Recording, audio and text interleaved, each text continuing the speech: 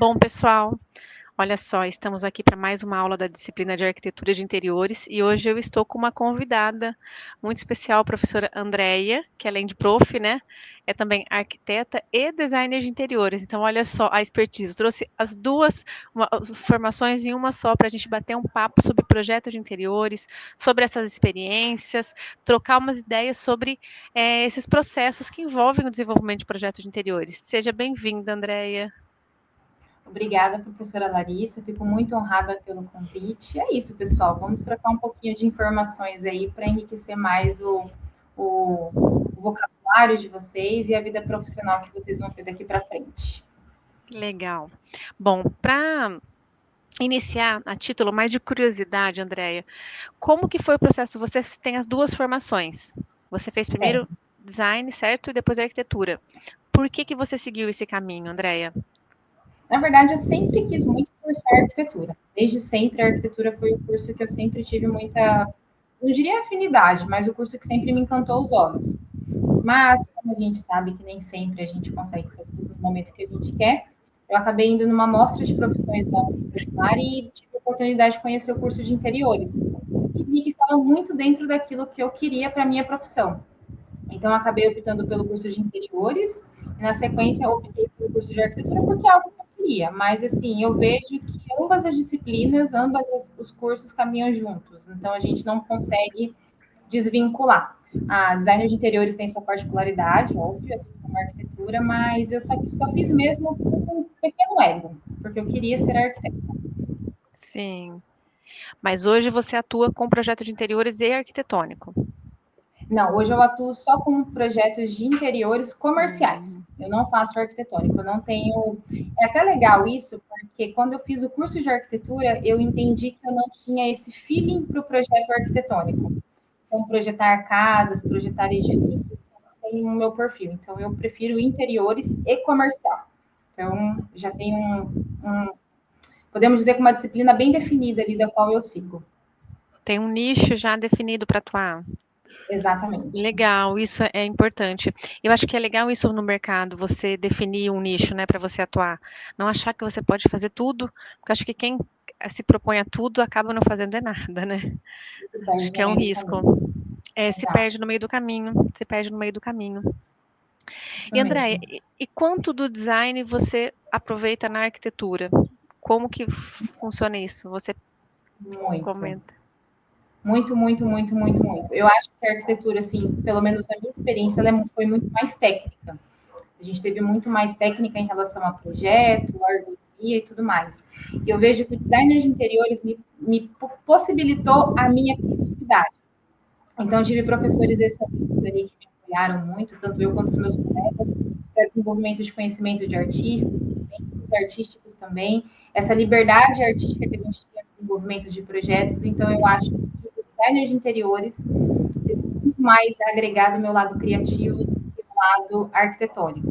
Teve até uma disciplina que a gente chamava que era plástica, e era muito legal porque a gente fazia uso de vários materiais e a ideia era literalmente sair fora da caixa.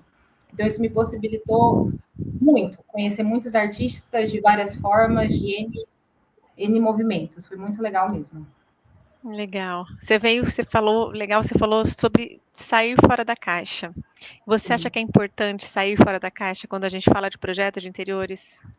completamente. Porque eu vejo que o projeto é muito para o nosso cliente, não para nós. Óbvio que a gente quer imprimir nossa personalidade nesses projetos, mas eu vejo que a gente precisa sair fora da caixa para entender o que esse cliente quer e trazer soluções que às vezes não são óbvias, sabe? Então, às vezes a gente segue uma linha de raciocínio ali, que é interessante porque está na moda, mas nem sempre é o que o nosso cliente deseja, o que ele quer naquele momento. Então, sair fora da caixa, eu vejo que é estar aberta às possibilidades que a gente pode, sei lá, um perfil metálico que a gente usaria para uma estrutura, talvez transformar num puxador, ou pensar num puxador diferente para uma porta. Então, eu vejo que são esses detalhes que enriquecem o nosso projeto e às vezes nem fica tão caro assim, quando a gente fala num projeto de interiores, porque ele tem o seu custo. Legal.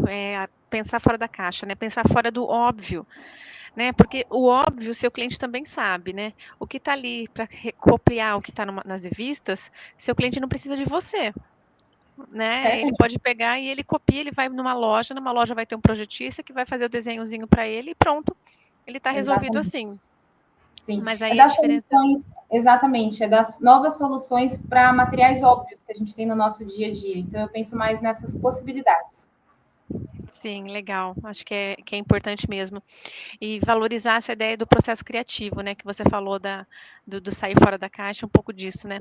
De cada um identificar seu processo criativo, usar das ferramentas que a gente tem para incentivar a criatividade, organizar a criatividade, né? Porque a gente pensar fora da caixa também pode ser meio tumultuado, né? Uhum, Vem muitas ideias, a gente faz aquele primeiro brainstorm, mas fazer um painel semântico legal, né, um mood board, né, registrar isso, e organizando essas ideias, e colocando no papel, simular possibilidades dentro do mesmo projeto. Acho que tudo isso pode enriquecer muito um projeto de interiores.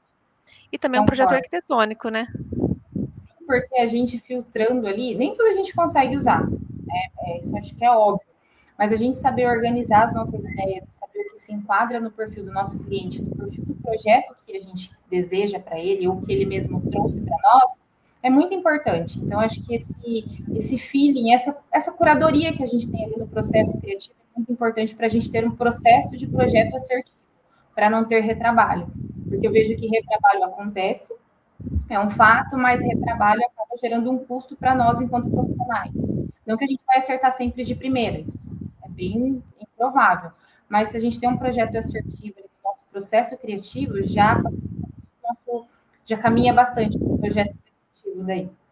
Ah, legal. Bom, é importante porque a execução é uma etapa importante e que exige muito assertividade, né? Expertise, assertividade. Eu acho que talvez a gente falando aí, é a etapa mais complexa. Eu acho que o processo criativo talvez seja, as pessoas às vezes têm medo do criar.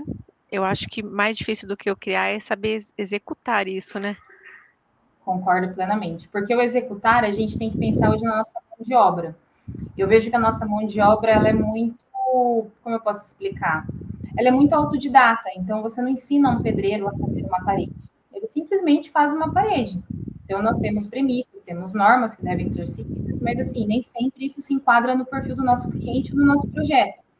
Mas é interessante a gente saber qual que é um bom reboco, um bom chapisco, um bom assentamento de piso, qual é a primeira peça que vai sair desse porcelanato ou desse vinílico, como a gente vai fazer esses encaixes, como a gente vai fazer uma esquadria diferente para projeto arquitetônico, ou como a gente pode fazer uma santa, como essa iluminação vai ficar.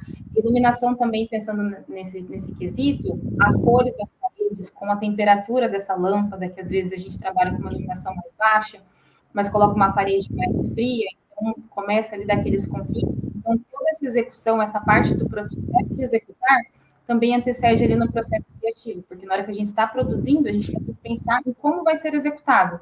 Então, eu vejo que é um fio condutor. Uma coisa liga a outra, mas é super interessante, porque eu também tive um professor na faculdade, ele era um pouquinho grosso, assim, e ele falava que a gente precisava levar massa na cara, tipo, massa corrida, massa de reboco, para a gente literalmente estar em loco e aprender como se faz, porque a gente só consegue projetar bem quando a gente sabe como é executado, como se executa isso. Ter essa entender o processo, né? Porque para projetar, porque o papel aceita tudo. Você pode desenhar o Exatamente. que você quiser. Você pode aí sair totalmente fora da caixa, que é a ideia, sim, mas você pode desenhar o que você quiser. Agora, como isso vai ser executado, como isso vai funcionar na hora de ser montado, é que é a questão. Nem Exato. sempre funciona, né? Sim. Ó, um bom exemplo disso, eu tinha uma cliente há um tempo atrás, ela queria fazer uma parede grega, um reboco grego, um reboco baiano. Lindo, maravilhoso, perfeito. A gente foi pesquisar como que era, como que fazia. Super, assim, na nossa cabeça, super execuível, fácil, mas a gente não conseguiu mão de obra. A gente precisou entender como a gente ia fazer. A gente pensou daí numa artista plástica que conseguiria fazer todo esse movimento ali com gesso, com concreto, no caso com cimento, e a gente conseguiu esse resultado. Mas até a gente chegar nele, a gente demorou muito tempo. Então, assim, algo que era básico para nós ali, vamos ver no YouTube como se faz rapidinho. Perfeito, mas eu entrei sem mentira nenhuma. Um contato assim de uns 15 fornecedores que eu pedia contato, de assentamento de azulejo, de pedreiro, de pessoas que faziam pintura. Ninguém conseguia. No final, a gente conseguiu uma pessoa que era uma artista plástica, que nunca trabalhou com isso, falou: vou topar. Foi, fez. Ficou impecável. É óbvio que é uma parede toda artística, tem toda aquela sua imperfeição. Ficou Uhum. lindíssima. Mas, assim, a gente precisou entender esse processo, que não era tão fácil como a gente imaginava, mas que a gente conseguiu executar. Mas que a gente tivesse pensado um pouquinho antes de colocar em projeto. Sabe que bem no começo, logo que eu me formei, assim, fazendo um projeto comercial, eu fiz um projeto de uma ótica aqui na cidade, que ela ainda até hoje está tá executada. E ela tem, a gente fez na vitrine uma prateleira linda, porque a gente seguiu o perfil de que ele já tinha lojas anteriores, seguimos o perfil, uma prateleira linda, toda em vidro, que era para parecer que as peças estavam flutuando, né? Mas eu não lembro agora qual que era o comprimento da prateleira, mas era um comprimento grande, assim. A gente simplesmente fez no projeto, você desenha o vidro lá, ele fica bonitinho assim, né?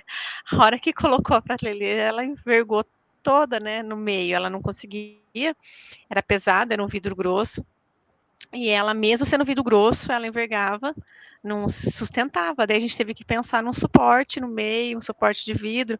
Mas aí você vê, foi todo um retrabalho, foi todo um estresse do cliente ver aquilo e ficar Frustrado. insatisfeito, frustrado, né? Aí a gente tem que achar uma solução e acabar tendo que arrumar. Não ficou uma gambiarra a solução, deu ok, funcionou, mas claro que quebrou um pouco da expectativa do que ele estava vendo no projeto inicial, porque se a gente faz no projeto, quando você apresenta, já consta lá aquele suporte, ele sabe que o suporte vai estar ali. Agora, se não consta, a expectativa dele é aquela prateleira inteira, sem, exato.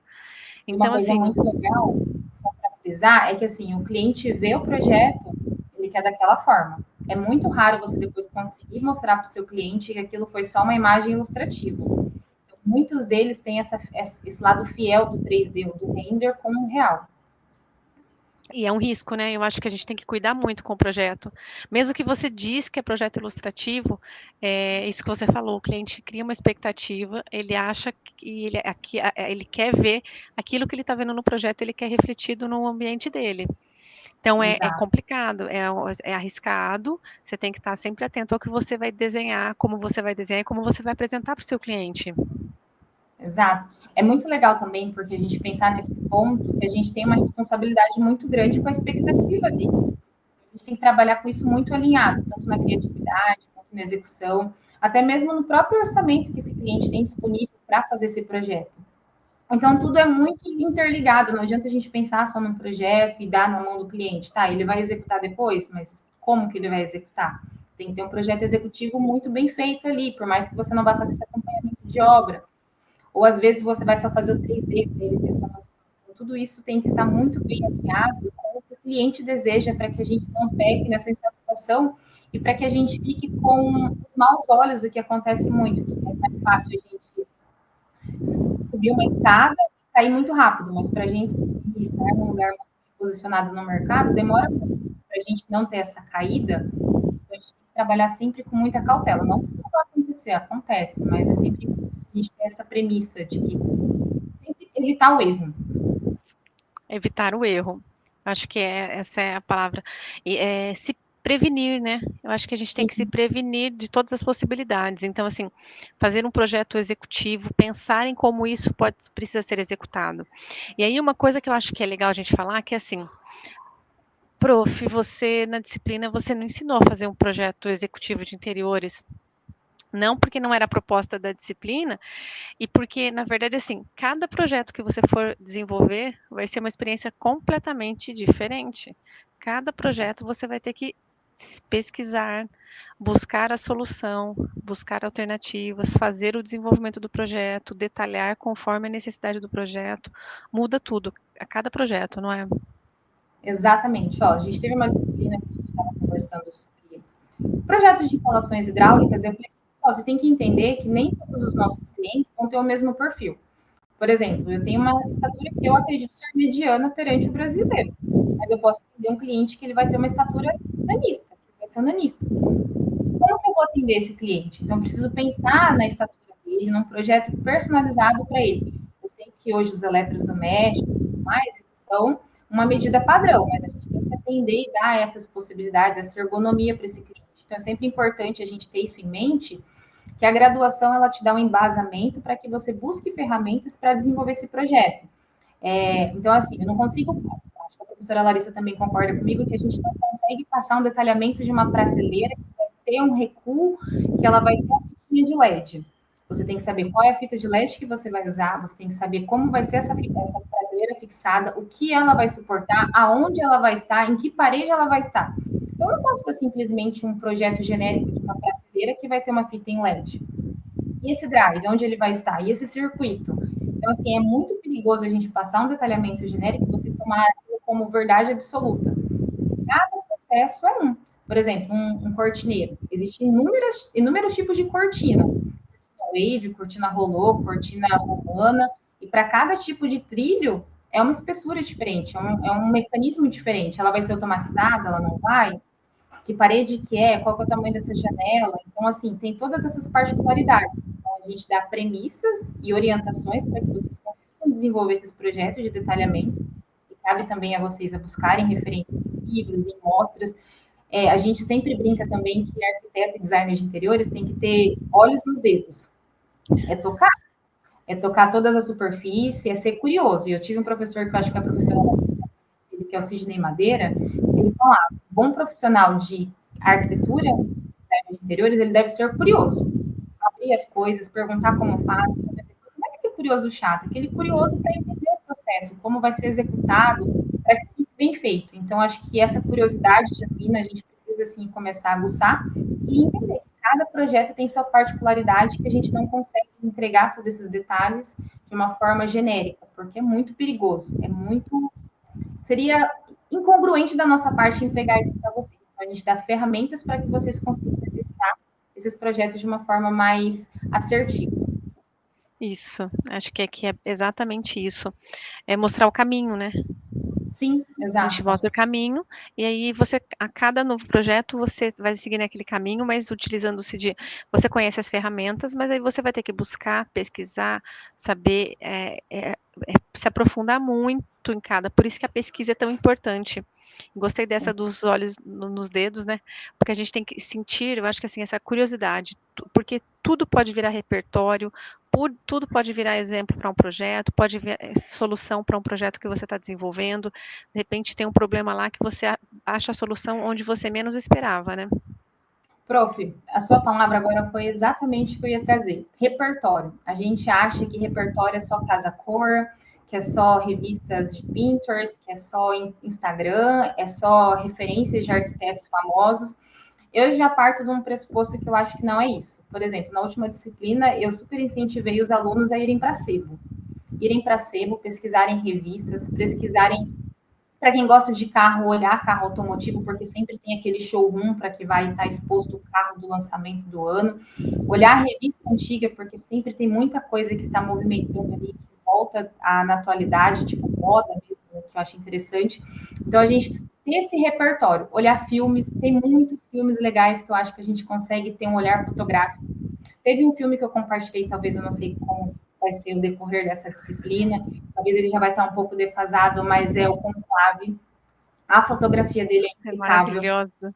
é perfeita. Aí teve uma série que a professora Larissa também indicou para a gente, que é O Faz Nada. Ela é maravilhosa, ela é argentina. Então, assim, tudo é repertório. Tudo aquilo que a gente puder agregar para a gente, tipo contraste de cores, personalidade, roupa, moda, joias, tudo, música, videoclipe, tudo. Tudo aquilo que traz uma certa liberdade criativa para a gente, vira um repertório que a gente nem imagina que vai usar, que acaba usando para um projeto. Então, eu vejo que essa liberdade criativa a gente tem muito para aguçar ainda, sabe? Eu acho que o designer de interiores e arquitetura, eu acho que em disparado ganha assim, ó, muitas disciplinas, muitas. Muito bom, eu acho que é isso mesmo. E essa importância de ter repertório, de criar repertório, né? E de saber que você está o tempo todo, acho que você tem que estar buscando, salvando, Atento. tendo essas ideias, atento ao que pode ser, e a cada novo projeto buscar mesmo, daí fazer pesquisa específica, direcionada, e saber que não é porque eu estou fazendo uma sala de estar que eu tenho que minhas buscas serão só em sala de estar. Eu posso buscar referência em outros ambientes, em outras situações, numa fotografia de um filme, né? Aquele jogo de cor do conclave, o jogo de luz e sombra que eles têm, é fantástico. Tem cenas, O ele tem uma cena enquadramento das câmeras é perfeito. perfeito. O enredo eu nem achei tão bom quanto a fotografia do filme, sabe? Eu achei que, assim, incrível, incrível, incrível. Eu já assisti mais de uma vez por causa da fotografia do filme, porque eu gostei muito mesmo. Porque o enquadramento dela é muito bom, o contraste das cores é muito legal. Eu lembro muito de uma cena da série que a professora passou para nós, que é o Faz Nada, que é ele descendo as escadas, uma escadaria que ele está lá na Argentina, e a iluminação, assim, é um pôr do sol amarelinho, e ele tá com uma roupa que contrasta com o sol, eu acho que era verde, se eu não me engano. Para mim, assim, eu dei uma pausa naquela cena e falei, gente, isso para mim é o suprassumo do cinema. Então, é esse tipo de feeling que a gente precisa ter, sabe? A gente estar atento a esses detalhes, a gente saber também o que a gente gosta, para que a gente busque e sinta prazer nessa curadoria, porque eu acho que essa curadoria no nosso processo criativo, um projeto assertivo, eu acho que é com o tempo, e esse repertório, eu vejo que ele é muito prazeroso a gente buscar ele com música, com videoclipe, com filme, com mostra de profissões, com feira de rua. Então, acho que essa liberdade que a gente tem desse repertório, eu acho que é sensacional. É isso mesmo. Acho que talvez, talvez até para interiores mais até do que para arquitetura, você precisa tanto desses pequenos detalhes de observação, né? Porque para fazer interiores é tudo muito micro, né? Você não é cada detalhe, é cada escolha, é cada objeto, cada formato, cada textura, tudo ali vai impactar no resultado final do projeto. Concordo. Ah, uma coisa também que eu acho super interessante passar para os alunos é visitarem também showrooms de apartamentos. Porque assim, a gente sempre acha que não vale a pena, o corretor vai colocar ali para a gente querer comprar. Mas se a gente for com outros olhares, eu acho que a gente consegue tirar inúmeras soluções. Tem uns projetos muito legais aqui em Maringá, que é da Juliana Meda. Para quem não conhece, fica uma referência. E ela usa materiais inusitados para fazer puxador, para fazer um rodapé, uma sanca, que a gente nem imagina. Então, assim, é super legal a gente imaginar que uma pedra, sei lá, um porcelanato, pode fazer um painel de uma que a gente jamais imaginaria. Eu talvez não pensaria dessa forma, porque é um material frio e tudo mais, mas para um showroom, talvez para a gente fazer exposição de um produto, a gente pode ter inúmeras ideias. Então, a gente buscar soluções que não são óbvias, eu acho que vale super a pena também visitar esses showrooms de apartamentos decorados, de casas e tudo mais. Sim, você veja, você falou da cerâmica, né, do porcelanato na cabeceira. De repente, na prática, isso não funciona exatamente o porcelanato, mas funciona aquela textura daquele porcelanato. Você buscar um tecido, de repente, que você pode fazer uma estofaria, né, que tem aquela Sim. remete àquilo. Então, assim, é esse olhar, é aguçar isso. E eu acho que para quem quer trabalhar com interiores é importante, essencial que faça isso, que aguce esse olhar, essa sensibilidade. Uma coisa legal, eu adoro dar dicas, muitas Isso dicas. aí, Uma mas é coisa que eu gosto muito é revista. Então, assim, eu estou resgatando essa paixão que eu tinha pela adolescência, de revistas de adolescente. Hoje eu vou mais para Casa Cor, eu vou para Casa Vogue ali, para moda, e fazer colagens. Então, compra uma cartolina ali e faz colagens das coisas que você gosta, sei lá, matemática. Hoje eu vou falar sobre pop art. Então, faz um mood board ali sobre pop art, palavras, como se fosse algo diferente. Você começa a ter uns insights que aguçam sua criatividade, você nem imagina que você tem um repertório muito grande. Ou até mesmo um caderno para você ter umas colagens ali, é muito legal. é legal ter um caderninho, né, um Moleskine, aquele com colagem para o processo criativo é bem importante. Tem um nome, eu estou tentando lembrar como que é o nome desse caderno. É Que Moleskine. é Moleskine mesmo que chama? É. Sim. Então, que a gente Nossa, fica para. é muito legal, porque assim, eu lembro muito do meu processo de graduação. Eu tive uma professora que ela falava que a gente tinha que ter um caderninho, e um Moleskine pequenininho e uma lapiseira dentro da bolsa. Ou na mesa de cabeceira, ou em qualquer outro lugar. Porque assim, as ideias, elas vêm no momento que a gente não está preparado. Então, se a gente tem um caderninho ali, a gente escreve, ou já faz um croquis rapidinho, já desenha para ela não fugir. Porque a ideia tem essa, ela é traiçoeira. Ela vem e logo ela sai da nossa Ai, mente. é isso mesmo. Eu tenho muitos insights para o meu dia a dia, para o meu trabalho, e eu preciso registrar isso na hora. Então, se eu não consigo falar na hora, se eu não compartilho na hora, se eu não registro isso na hora, ele Ela some. passa, ele sumiu, e aí fica para a próxima. Às vezes volta, às vezes não. E a gente pode Sim. perder, de repente, boas ideias. É legal até ter um próprio grupo com a gente mesmo, para ir compartilhando áudio, fotos ali. Eu tenho um grupo comigo, daí eu me perco nele. Tipo, eu mando foto, eu escrevo mensagens, eu mando recado, vou mandando referência, faço listinha, depois eu nem lembro mais o que eu coloquei. Mas é muito legal, porque nem eu mesmo me encontro na minha bagunça. Ai, então, é legal, ó, ideias, gente, grupo com você mesmo para ir compartilhando. Ela deu uma ideia. E daí, falando disso do grupo, falando dessas, você já deu, na verdade, várias dicas, mas, André, compartilha um pouco como que é o seu processo projetual. Quais são as etapas que normalmente você segue quando você faz um projeto de interiores? Olha, eu acho que é muito singular, vai de profissional para profissional, mas assim, o que eu gosto de fazer? Eu sou muito metódica, então eu gosto de passo a passo. Primeiro a gente tem aquele contato com o cliente, visita o ambiente dele, faz o levantamento. Na sequência, eu já monto uma proposta que se chama pitch. Então, eu monto essa proposta para o cliente, para ele me conhecer, para ele ver os meus processos de projeto e tudo mais. Depois que ele me conheceu, eu mando a proposta comercial, eu não falo de orçamento, eu falo proposta ou investimento, que eu acho que já muda também o tom ali para o cliente entender que ele não vai desembolsar um dinheiro que vai ser ralo abaixo, ele vai investir o dinheiro dele. Então, eu envio essa proposta, fechando, daí a gente faz o briefing, já faço esse briefing com esse cliente, já faço o report. Na sequência, eu faço todo o meu processo com o projeto 3D, layout. Se eu tenho oportunidade, na maioria das vezes isso não acontece, eu apresento a planta baixa, porque como é projeto comercial, o cliente já está com o aluguel rodando ali, ele já quer que esse retorno desse dinheiro aconteça.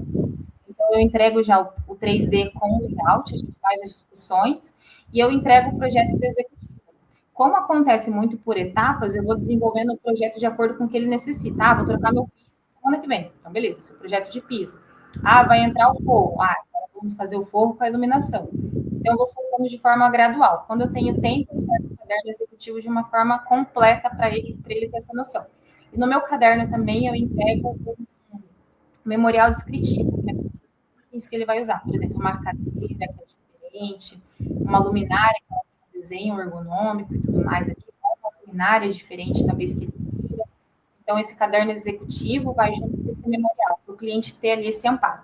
Eu não costumo fazer acompanhamento de hobby, porque bastante, mas eu quero começar também essa vertente para o meu trabalho, mas eu faço visitas. Por exemplo, o meu cliente vai ter uma com um fornecedor de luminárias e ele não está entendendo muito bem o projeto.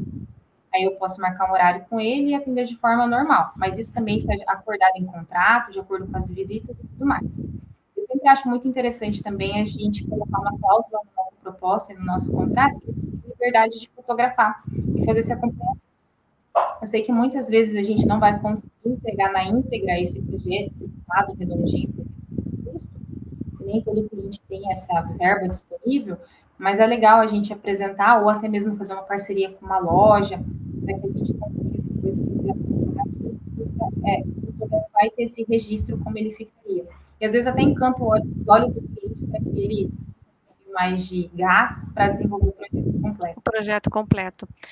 O que a Andrea fala de fazer parceria com uma loja, se o cliente não for executar tudo, colocar tudo, você faz parceria e pega emprestado essas peças, né, Andrea? Pega emprestado, Isso. por exemplo, o cliente não colocou as poltronas, ficou faltando poltronas e os tapetes e mais os objetos decorativos. Pega emprestado, coloca nesse espaço para fotografar o ambiente, como ele vai ficar, como ele ficaria terminado. E para que você tenha um registro fotográfico disso, porque a gente acaba deixando de fotografar mesmo, muitas vezes, né? Por Porque, conta dessa finalização que não acontece. é, porque Porque como o cliente não finaliza, normalmente é comum que o cliente não faz toda a finalização naquele momento, vai deixar para um segundo momento para finalizar, aí você não fotografa nesse processo, e você perde, né, registro e portfólio, Sim, né, porque acho que portfólio é bem importante. sim. E render vende. Mas uma coisa também que é muito legal que eu tenho acompanhado, assim, de uma profissional que ela me abriu os olhos, é que a gente perde muito tempo colocando detalhes nos projetos e perde tempo no que realmente importa. Por exemplo, a gente perde tempo colocando a carne para assar na churrasqueira do nosso cliente. Eu acho que ele nem está olhando a carne que está ali, ou a cerveja que vai dentro do frigobar. É muito mais interessante a gente apresentar um projeto bem elaborado, com estrutura muito bem pensada para o cliente, do que a gente ficar perdendo tempo em colocar a carne dentro da churrasqueira. Não que isso não enriqueça o projeto, mas a gente talvez não perder tanto tempo para esses detalhes que talvez não faça tanto sentido naquele momento. Eu acho isso bem relevante também. Sim, muito legal. Acho que é uma boa sacada essa de que esses detalhes e outra, né? Colocar, às vezes a gente se apega a um objeto para se colocar. Quero colocar uma decoração para terminar o render, e não é isso. O seu projeto, o contexto do seu projeto é a escolha de um bom piso, é a escolha da melhor solução, da tinta mais adequada, né? A iluminação que esteja, que atenda à necessidade daquele espaço, que aquele espaço vai, o uso que aquele espaço vai ter. Eu acho que esse é se apegar ao que de fato importa. Concordo plenamente. Esses detalhes eles acabam até passando um pouco despercebido pelo próprio cliente. Ele nem percebe muitas vezes. Sim, é isso aí. Ou então ele vai querer que você faz exatamente igual, né? Vai querer, às vezes, Sim. alguns detalhes que você coloca lá, às vezes um objeto de decoração ele vai querer, e você vai ter que se virar para achar aquilo para deixar o seu cliente satisfeito e perder tempo com uma coisa, às vezes, completamente desnecessária. Por exemplo, uma vez eu fui fazer um consultório de uma podóloga, ela queria um pé. Aí, nos bloquinhos que eu uso, que é o SketchUp, eu não consegui encontrar um pé. Eu falei, ah, vai ser pé mesmo? Eu não vou perder, tipo, 3 horas procurando um bloquinho. Poderia? Poderia, mas provavelmente não. Eu estava perdendo dinheiro procurando um pé para satisfazer a vontade dela. Seria interessante ela ver um pé ali? Óbvio. Mas naquele momento eu não conseguia atender a necessidade dela. Então foi melhor eu trabalhar no processo como um todo, uma prateleira decente para ela colocar esse pé ergonômico que ela tinha ali, com outros objetos decorativos, do que perder 3 horas buscando uma modelagem de pé que eu não conseguiria encontrar. Então, assim, são coisas, eu acredito que são batalhas que a gente tem que estar disponível a lutar. Nessa daí eu perdi, falei, olha, não encontrei seu pé, sinto muito. Aí você coloca o seu pezinho aqui, tá tudo certo. E ela ficou satisfeita com o projeto, não ficou? Super, porque assim, eu até hoje frequento e ela é encantada, ela fala, não saio daqui. Eu falei, Su, mas daqui a pouco você vai ter que ter um espaço maior. Não vou sair daqui. Falei, então tá bom. É Que muito bom. gostoso a gente ter esse feedback dos clientes. Sim, é muito gostoso. E aí, puxando o gancho da importância de ter esse feedback, quanto é bom ter esse feedback importante, esse feedback positivo dos clientes, para que a gente tenha um bom feedback, um feedback positivo, a gente precisa fazer um bom briefing. Porque, bom, sem um bom briefing, a gente não consegue atender a necessidade desses clientes, né? E você falou aí da etapa que assim que você fecha o contrato, você vai fazer o briefing antes de elaborar qualquer coisa do projeto. Como que você faz? Que modelo de briefing você utiliza normalmente? É entrevista, questionário? Como você faz normalmente? Na verdade, só para frisar uma informação muito importante, para que a gente também não perca nenhum momento aqui dessa conversa, que eu acho que é super enriquecedora. A gente só desenvolve o projeto, a gente só começa a trabalhar para o cliente depois do contrato assinado. A gente não faz levantamento, a gente não dá ideia, porque a gente precisa receber e pagar as nossas contas. Então, eu acho extremamente importante. Da mesma forma que a gente vai ser atendida por um advogado ou por um médico, que a gente paga por aquela consulta, a gente também tem que ser pago pelo nosso trabalho, porque nós temos que honrar nossos compromissos. Mas o briefing, o que eu faço? Eu faço um questionário, não faço no Google Forms, tem uma plataforma que depois eu posso passar o nome da professora Larissa, ela compartilha com vocês. Eu monto bem bonitinho, e como é projeto comercial, então eles são mais voltados para a área comercial. Qual é o segmento, qual é a área quadrada, o que ele espera desse ambiente, qual é o cliente que vai atender. Então, são perguntas que parecem ser genéricas, mas que elas fazem toda a diferença. se ele já tem logo, se ele tem identidade visual, se ele gosta da identidade visual, se ele quer ter uma experiência sensorial, se ele já tem isso estudado, se ele quer que eu desenvolva para ele. Então, tudo isso faz parte do meu briefing. O que mais que eu coloco? O perfil do cliente. Eu pergunto também o orçamento que ele está disponível a gastar naquele momento, quanto tempo ele quer levar naquele projeto. É mais ou menos umas 50 perguntas. Assim, parece ser poucas, mas não são. Eu pergunto também sobre a. Ai, meu Deus, fugiu a palavra agora. Sobre a missão e os valores que essa loja ou que esse empreendimento tem para passar para o meu cliente, para o meu cliente, para o cliente passar para o cliente dele. Então, assim, são várias perguntas que parecem ser inocentes, mas não são. E eu não mando imagens. Quem manda imagens para mim são os meus clientes. Pode ser imagens via Google, pode ser print de Instagram, pode ser qualquer coisa, porque nesse momento eu não quero induzir ele. Quero que ele me traga as informações. Porque, assim, quando a gente está conversando ali, eu não sei se é porque eu já tenho um certo tempo de trabalho, eu já começo a entender um pouquinho desse lado do que o cliente imagina. Então acaba ficando um pouquinho mais fácil. E trazendo um pouquinho de sardinha para o meu lado, eu confesso que ultimamente eu tenho sido muito assertiva. Então, conversar com o cliente ali no momento de fazer um levantamento, já começo a colher essas informações. Não estou anotando, não estou trabalhando para ele, mas eu começo a ficar atento. Ah, não gosto de rosa. Ah, eu fui numa loja e não gostei daquilo. Então, tudo isso a gente vai. É como se fosse um trabalho de psicólogo mesmo, sabe? Pouquinho a gente vai colhendo essas informações. Então, é um questionário, não é básico, assim, ele parece ser básico, mas ele tem mais ou menos umas 38 a 50 questões. Eu encaminho a gente Bastante. fala, olha, exato, eu falo, faça no seu momento, mas faça com sinceridade. Se precisar de mim, me chame, a gente vai desenvolvendo de forma coletiva. Isso é o mais legal. Eu nunca deixo o cliente sozinho. Eu sempre falo, ó, aqui. Se você não entendeu, me chama, eu tô aqui para te ajudar nessa etapa. Não é o bicho de sete cabeças, a gente vai conseguir fazer junto. E trazer ele também para esse desenvolvimento, para que ele se sinta pertencente, sabe? Para que ele não se sinta assim, nossa, tem uma arquiteta aqui, ela vai desenvolver esse projeto. Bom, a gente vai desenvolver de forma coletiva, eu sou profissional e eu vou trazer as diretrizes que eu acho importante naquele momento, mas também. É, legal, muito bom.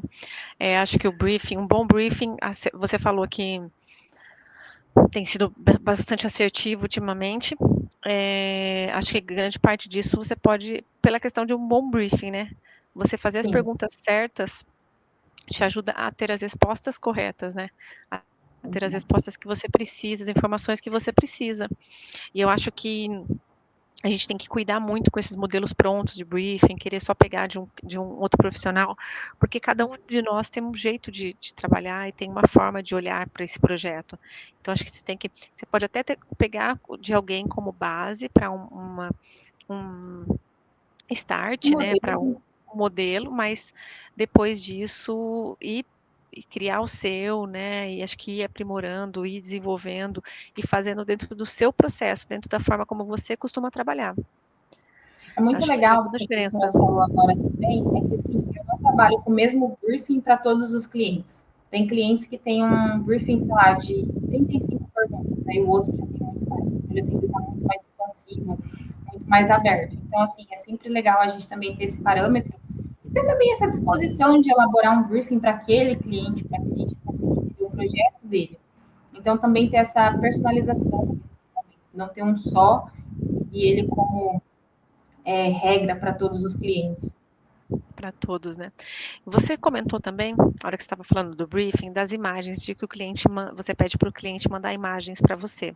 Você pede para Uhum. o cliente mandar imagens de referência de coisas que ele gosta, de como ele gostaria, coisas que ele se identifica, é isso? Exatamente.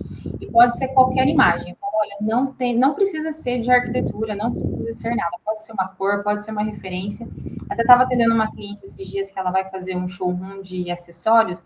E ela falou assim: eu queria um espaço do café, mas eu não estou conseguindo buscar uma imagem de referência. Eu falei: olha, manda a imagem do frigobar, de uma suqueira que você imagina, das cores que você quer, que eu já consigo ter uma noção. Para ela também não ter a noção de que ela precisa de uma imagem pronta para me encaminhar, porque senão eu não teria, ela não teria me contratado para desenvolver esse Contratado. espaço para ela.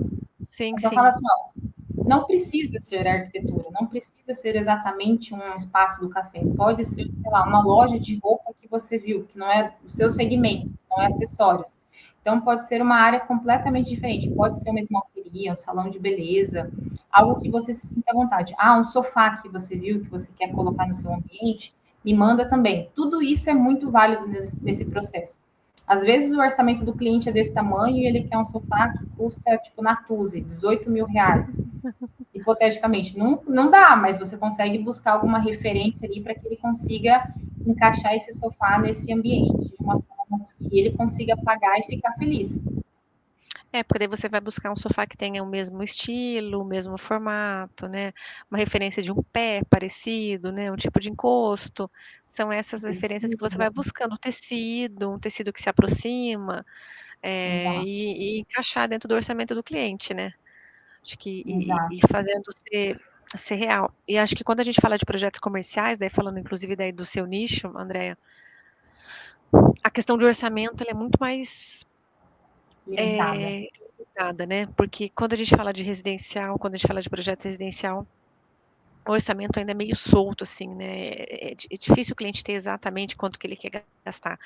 Quando você fala de um projeto comercial, ele sabe quanto ele quer, quanto ele tem para gastar, né? Ele chega dizendo, eu Exato. tenho X valor para gastar, né? Eu Isso. imagino E que, assim, que é muito acontece legal, é muito legal a gente já ter essa maturidade de projeto, porque muitas das vezes os clientes eles querem entupir de marcenaria, e você sabe que justamente a marcenaria vai encarecer o projeto. Aí você mostra para ele, fala, olha, vamos trazer essa linha, porque essa marcenaria vai encarecer, vamos trabalhar talvez com uma pintura, não precisa ser um painel ripado, a gente pode trabalhar com uma pintura diferente, com talvez um painel em PVC, alguma coisa ali que a gente consiga encaixar o que você deseja. Mas isso é muito legal, porque eles já trazem o orçamento e muitas das vezes esse orçamento não cabe no projeto que eles idealizam. Então, ter também essa sagacidade de entender o valor como um todo de um projeto é muito importante para que a gente consiga ser assertivo e entregar um projeto execuível para o nosso cliente, para que ele não faça por etapas. Essa cliente mesmo que eu comentei agora, ela quer fazer por etapas, mas ela quer fazer uma etapa de que não vai comprometer depois o processo de reforma, que ela vai fazendo aos poucos. Então, a gente vai fazer o seco, o osso ali do seu projeto, e você vai recheando ele aos poucos, com um cantinho, um expositor diferente, uma luminária mais atraente ali, para que você consiga desenvolver esse projeto sem precisar ficar toda hora mexendo, para que a gente faça só esse Uhum. osso, essa casca bem elaborada, para que você vá recheando de uma forma muito mais prazerosa. Ela falou assim: acertou, é isso mesmo. Então, ótimo. A gente já tem meio caminho andado aí nesse momento. Ela já sabe como que vai ser o resultado final, né? Mesmo que ela não Sim, vai executar tudo agora. Então, ela sabe qual que é o caminho que ela vai percorrendo, o que que ela precisa se organizar para fazer e chegar no resultado que ela deseja. concordo. E é muito legal, porque, assim, é óbvio, essa maturidade de projeto a gente não adquire ela assim que sai da graduação. Mas buscar entender, ter conhecimento na área, está sempre. Por exemplo, vou falar de Maringá, que é a cidade que eu moro hoje, a cidade que eu vivo. Todas as lojas de revestimento, lojas de mobiliário, elas sempre fazem um workshop, elas fazem um coffee break ali para o pessoal, elas fazem um café no final da tarde para que os profissionais vá conhecer tudo que está chegando no mercado, troca de showroom. Então é muito legal a gente ter essa troca com esses fornecedores, para que a gente também entenda os preços, para que a gente saiba o que está na moda, o que não está, o que vale a pena, o que não está. Então é muito legal a gente ter essa parceria com esses fornecedores, porque assim, eu vejo que é uma via de mão dupla. A gente precisa deles, assim como eles precisam de nós. A gente precisa muito mais dos nossos clientes. Então, um bom atendimento, um bom projeto assertivo é um bom caminho nesse momento. Boa dica, acho que essa foi uma dica bem importante. Ter bons relacionamentos, né? Com fornecedores, com prestadores de serviço, faz toda a diferença. Porque, inclusive, porque assim, você enquanto arquiteto, né? No caso aqui, eles são futuros e futuras arquitetos, arquitetas, não vão conseguir saber de todas as áreas na hora de executar um projeto de interiores.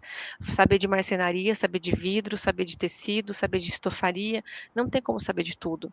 Então, você precisa ter essa parceria, ter um bom contato com um bom fornecedor, ter a referência de um prestador de serviço que você pode confiar e ir lá pedir a informação, de repente se certificar, saber que você vai ter uma boa execução dentro do que, né, do que você projetou.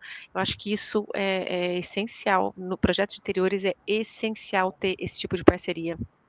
Concordo plenamente. E uma coisa muito legal também é visitar essas lojas e solicitar amostras. Eu preciso de amostrinhas, você me fornece. Loja de tecidos tem a Santa Rita aqui em Maringá, que ela é muito legal, então ela sempre tem essas mostras para fornecer. Às vezes, ali na obra mesmo, você está vendo um piso que está sendo executado e você achou muito bonito, pede para o fornecedor que está cortando ali, para o azulejista, fala, me dá um pedacinho desse piso para eu guardar, para eu ter de referência, porque também vira um moodboard físico e você consegue apresentar para o seu cliente. Então, é muito legal ter essa troca e começar a ter esse acervo também de mostruário. Por mais que às vezes saia de linha, óbvio que você vai mostrar para o seu cliente talvez uma madeira que não está mais ali, mas você pode falar, a gente pode trabalhar nessa tonalidade, a gente pode buscar algo similar no mercado. Não está hoje disponível, mas a gente pode buscar algo muito parecido, talvez um adesivo, uma lâmina natural, então a gente consegue ter mais essa proximidade com o cliente para que ele veja como vai ficar esse processo criativo também. E é muito assertivo ter moodboard físico. Eles gostam Isso. bastante. Bom, gostam de visualizar, né? O mood board eu sempre falo que é uma ferramenta que poucos profissionais utilizam e que pode ser muito, muito, muito importante para utilizar. Pode ser bem legal para mostrar para o cliente, para você se orientar quanto ao que você está pensando, porque às vezes você tem um monte de ideias. A hora que você coloca essas ideias no mood board, você vê que não é exatamente o que você estava pensando. Ou Sim, sim, ó, ou combina, tá dando certo, né? sim. Tem um profissional que ele fazia parte do Decora. Não sei se o nome dele é Baquini. Paulo, Paulo Paulo Baquini. Biaki, Biac, isso mesmo. Ele traz isso. soluções não óbvias para moodboards. Por exemplo, uma colher de pau. A gente Ele, jamais vai imaginar. os mood boards dele são muito legais. Exato. Então, a gente não precisa se limitar só às referências de materiais para arquitetura de pau, um tecido suede, um tecido de linho. Você vai fazer uma cozinha e ela tem uma pegada rústica, uma colher de pau ali já representa a madeira, que vai trazer aquele aconchego. Então, trazer essas referências que não são óbvias, que a gente acha que precisa estar ali toda hora latente, é justamente o que a gente estava falando no início do vídeo, da aula. É trazer soluções não óbvias. Então, uma colher de pau, ela mostra aquele aconchego de casa de vó, fazer uma sopa, um doce, um bolo e tudo mais. Então, isso é muito legal a gente começar a ter essa sagacidade para esses materiais. É isso mesmo. Mas, Andréia, muito obrigada por esse bate-papo. Acho que eu ia pedir para Obrigada. você dar uma dica, mas você deu tantas dicas no decorrer do vídeo todo que eu não vou nem pedir para essa, porque acho que não sei nem se você teria mais alguma dica para dar, porque você já falou, foi falando tantas coisas que cheio de dicas o tempo todo. Espero que eles tenham pegado, se forem espertos, vão anotar esse monte de dicas que você deu. Muito obrigada por compartilhar tanto e para os aluninhos, bons estudos, até breve. Tchau, tchau, pessoal. Obrigada, pessoal. Tchau, tchau.